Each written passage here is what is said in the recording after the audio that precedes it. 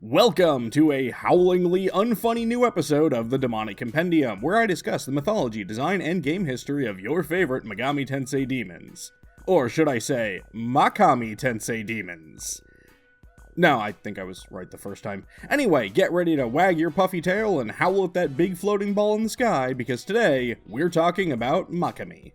Makami, sometimes referred to as Oguchi no Magami, is a particular type of Japanese deification of nature, in this case the Japanese Honshu wolf. The name Makami can roughly translate as true god, and the Oguchi no Magami can basically become big-mouthed true god. And honestly, much of how it was worshipped just kinda seems to boil down to how people felt about wolves in general. In some regions, the Makami was believed to protect crops by keeping the deer and boar from eating them because, yeah, wolves would rather eat boar and deer instead of your cabbages. Some stories warned of Makami eating children or punishing bad people because, again, wolves just kinda being wolves.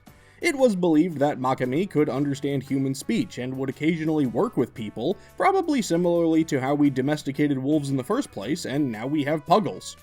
I couldn't really find too many sources about the Makami in English, but I did find an excerpt from Volume 8 of the Manyoshu, a collection of ancient Japanese poetry that reads, Okuchi no Makami no hara ni, furuyuki wa itaku na furiso ie mo aranaku ni. Which roughly translated means, snow falls deeply upon Okuchi Makami Field, yet do not let it fall so heavily, for there are no homes here. Like many other elements of Shinto myth, Makami seems to represent the connection between all things and the role that these wolf spirits play. While less common than dogs or foxes, some shrines and temples in Japan feature wolf statues, possibly alluding to these wolf deities, which serve as protectors and guardians.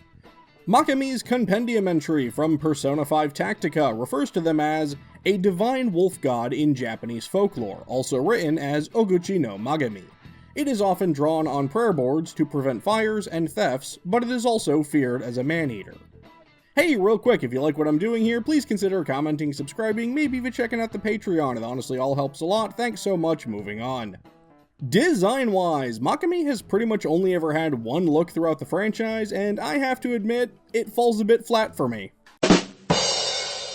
Seriously, I have no idea why Makami is flat, but if I had to warrant a guess, I'd say it might be related to how many of his Compendium entries talk about it being drawn on prayer boards, so it has depictions of actually being a 2D figure. The long, stretched-out body may partially be to give it some physical resemblance to Inugami, which I'll discuss later, and it might also just be in reference to the fact that the extinct Japanese wolf was much lither than common gray wolves. Like, if you showed me this drawing, I'd have thought this was a weasel, but nah, apparently this was how they drew the wolf. I'm also curious if the line patterns on its body could be directly referencing the wolf statues at the Musashi Mitake Shrine, which have distinct carvings flowing around its body similar to Makami itself. When Kaneko gave notes and opinions about all the Nocturne demons, he didn't really have too much to say about Makami, except that he wished he'd done more with the mouth since it is a wolf figure, and that if we look closely we can see its paws and aw, that is cute. But yeah, it's basically just this design, and even its Persona 5 the Phantom X design is just Makami, but drawn slightly differently. As far as game history goes, Makami is a relatively new demon in the franchise. And by that I mean it's over 20 years old, but as far as I'm concerned, if you debuted in Nocturne and don't have a classic SMT or Devil Summoner design, I still consider you new in the grand scheme of things. But yeah, Makami first appeared in Shin Megami Tensei 3 Nocturne, where the Demi-Fiend can obtain it by evolving Inugami, who also had the long body, which, yeah, may have played a part in how Makami turned out. Several demons in this game were created specifically to either be the evolution or earlier form of an established figure in the franchise, and that kinda seems to be where Makami came from. In Devil Summoner 2, Raidou Kuzunoha vs King Abaddon, Makami will have a unique conversation with Masakado if Raidou brings the figure into battle. I couldn't get this one to activate, but basically Makami is like, hey, watch it pal, I'm the great Makami, and then Masakado is like, who's this guy? I, the great Masakado, well, wait, you're like, the Masakado? Oh, hey, look at the time, I better go, and then he just leaves. Makami also has a feature role in the case file Stare from the Cracks, where the owner of the Freak Show in Fukugawa-cho asks Raidou to investigate the sliding lattice door where he finds the Flat Wolf, who came down from the mountains to try and force humans to live in harmony with nature again. So Raidou has to beat a bunch of them up.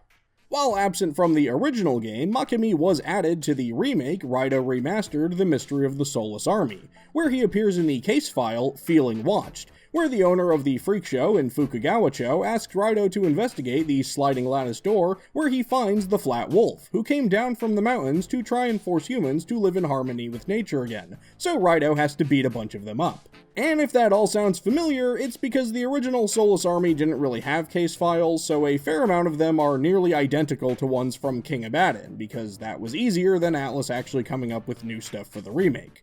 I am curious how that's going to play out if we do ever see Raidou Remastered: The Mystery of King Abaddon. I've gotta say, despite having virtually the same premise, the King Abaddon version hits a lot harder. Makami has more dialogue and faces his extinction with dignity. And given that the Honshu wolf was officially declared extinct in 1905, which is roughly 25 years before this game takes place, yeah, Raidou literally just wiped these guys off the face of the earth. Which is why it makes sense that there's at least an alignment question about it, I suppose. Continuing Makami's role in the Devil Summoner series, Makami has a series of side quests in Soul Hackers 2. The first of which is The Wolf Who Cried Wolf, where a super polite and timid Makami asks Ringo to help get rid of a demon who stole his home in the subway line, which turns out to be a Loa. After defeating the Skulls, Makami reveals that, yeah, he was totally just using us, and is thankful we didn't just get killed like all the other summoners he tricked into helping him. Makami comes back later in the game in The Wolf Who Cried Wolf again, where he reveals that a Fenrir is trying to kill him for his deceptions, and asks Ringo to help get him out of the room that we totally stole from that Loa earlier. We actually do learn a fair bit about this Makami as a character, like how he only uses trickery because he's not strong like Ringo, and he'll do what he needs to in order to survive for the sake of himself and his little brother. Honestly, I wish there'd been a third side quest here because it felt like they could have done more with this mini story arc. And stop me if you've heard this particular song before, but Makami is, yes, in Persona 4, and will likely remain in Persona 4 Revival whenever that game does come out. The Wolf Spirit also has a small role in the Persona 4 anime where Yu summons it, and it represents his connection to Naoki Konishi. Continuing on with Persona, Makami appears in Persona 5, where their shadow self is known as the Hunting Wolf Spirit. Players will have to fight a trio of them toward the end of Madarame's palace in the security room after tracking down the treasure.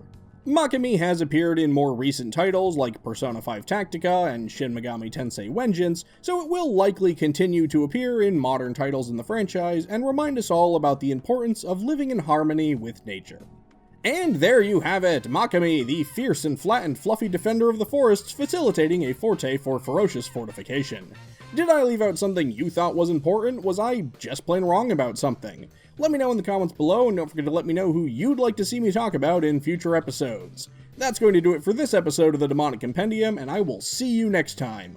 But be careful while you rest that a demon doesn't take over your body.